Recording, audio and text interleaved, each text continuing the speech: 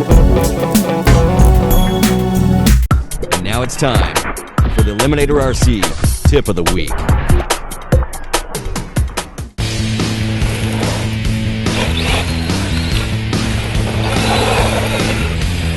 This is our twin hammer with the stock setup in it, brushed motor, and 2-cell LiPo. It was a lot of fun, and we were even jumping it off the wall. I can't wait to see what it does with the brushless in it. So crawling around and jumping little things is pretty cool, but we want to gap some big jumps, pull some wheelies, and see what we can do with the twin hammers with the brushless in it. Let's get started. We chose to cast the Sidewinder 3 just because it is waterproof and it's going to have quite a bit of power. And because this truck has a 2-speed tranny, we're going to go ahead with the 5700 kV, so you get a little bit of best of both worlds with the speed and the torque. And we're going to gear it down a little bit just to keep the heat down. Now, like any other RC conversion, the first step's going to be taking off the body, which isn't easy with the twin hammer. So we have to disassemble the roll cage. It takes about 6 screws and it comes right off. We're going to get started. Next step is going to be removing the stock brush components. Going to go ahead and cut the zip tie, holding all the wires together. Unplug channel 2 because that's always throttle on a car, boat, or anything else on the ground. Use a little bit of pressure to pop up the 2-way tape on the speed control. And then we're going to go ahead and remove the motor cover and unscrew the motor. So we need the motor mount off the stock brush motor, and we're running into a problem. It's not going to come off with that pinion gear on there. So what I've done is gone ahead and loosened it so we can pull it off, undone the motor screws, and there goes your motor mount. Now we're going to have to go ahead and install this motor mount. So what you're going to want to do is place your motor mount in, just to do a mock-up, and make sure your wires aren't going to interfere with anything. I'd like to have it straight up, or maybe slightly off to the side. Then it won't get in the way of the body panels or the shocks, and we'll have lots of room for everything else in between. So what you're going to do is pinch the motor in the motor mount, take it out, verify and check, and if we use these screw holes right here, which it lines right up with, we should be right in the ballpark where we need to be. I'm going to go ahead and apply Loctite to the motor screws, and then we're going to go ahead and put the mount back on. Now that our motor mount's all tightened down, we're going to test fit it one more time.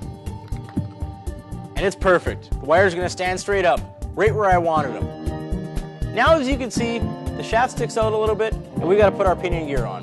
So don't take it all the way out yet. We're going to put our pinion on and just make sure it's going to line up with our spur gear 100%. The proper tool for a job is a 1/16 standard driver. Now, with all pinion gears, I usually like to install a bit of Loctite just to make sure everything's going to work and it's not going to come loose on me. Now, if you've never installed a pinion on a shaft, you got to make sure it's on the flat spot. Otherwise, what will happen is you'll tighten it, the motor will move a little bit, and it could slop out and maybe even damage the motor shaft. Is just slide the pinion on. I'm not going to tighten it up, I'm just going to snug it, just so I can see how my depth is set on it and make sure it's going to mesh with the spur gear properly. As you can see, the pinion is on and it is meshing with the spur gear, but it's not 100% ideal. I'd like to have the full footprint of the pinion on the full footprint of the gear. So what we're going to do is loosen the pinion and just back it up a little bit. Now that it's on, I'm going to tighten it. And as you can see, our pinion is 100% aligned with our spur gear. Now I'm going to put the motor mount screws back in, and I'm going to Loctite the ones that go into the aluminum motor mount so they don't back out. I set the gear mesh on this motor and it's all tightened down. So now all we have to do is put our gear cover on. But just so you can see, the ideal gear mesh for this, you're not too tight that it's going to make lots of noise when you're driving, and you're not too loose that it's going to roll off the gears and it's going to strip the spur gear so you'll be out and changing the spur gear. If you want to find a video on how to set your perfect gear mesh, please check out the YouTube page at X10 Productions 428 on YouTube, and we should have a gear mesh video in there from our last year's tech tips. Now it's time for the speed controller install. You're going to want to test fit it just to make sure all your wiring fits and everything's going to clear the body when it's put on. So before you put your 2-way tape on, just throw it in, make sure you're going to have clearance all the way around, nothing else is in the way. But what I'm going to do is throw the gear cover on anyways, just to make sure the wires are run around it properly.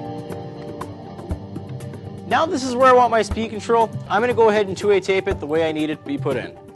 I'm going to face the battery lead toward the back. Now I'm going to install my 2-way tape on the bottom. And you peel the piece off, and you're going to pick your place to put it in with your wires pinched up so they don't get in the way. Push it down and make sure it's stuck down real nice and good.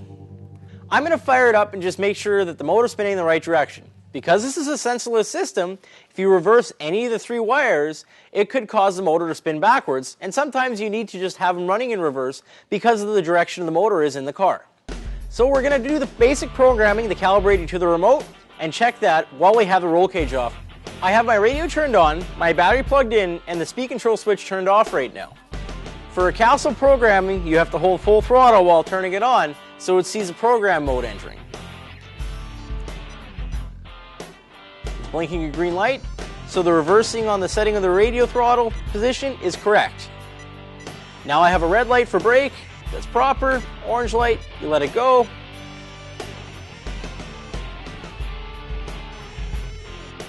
And our speed control is calibrated to our remote.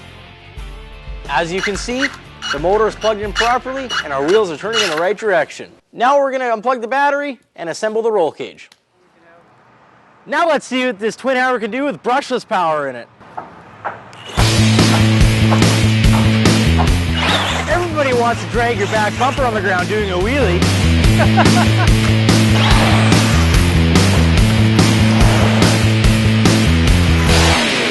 As you can see, a Vaterra with a brushless in it can give you many hours of wheelie popping fun, and you'll have that extra power you need to gap those hills you were going to jump before, but you were missing out on from a stock form.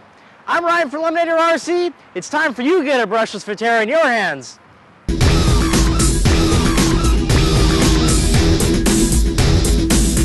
Here at Eliminator RC, we do things big. Over 13,000 square feet of showroom and 100,000 different parts in stock. You can buy yourself a real hobby-grade RC. We specialize in dirt slinging and street ripping cars and trucks, water splashing boats, exhilarating helicopters, and of course, sky-ripping planes.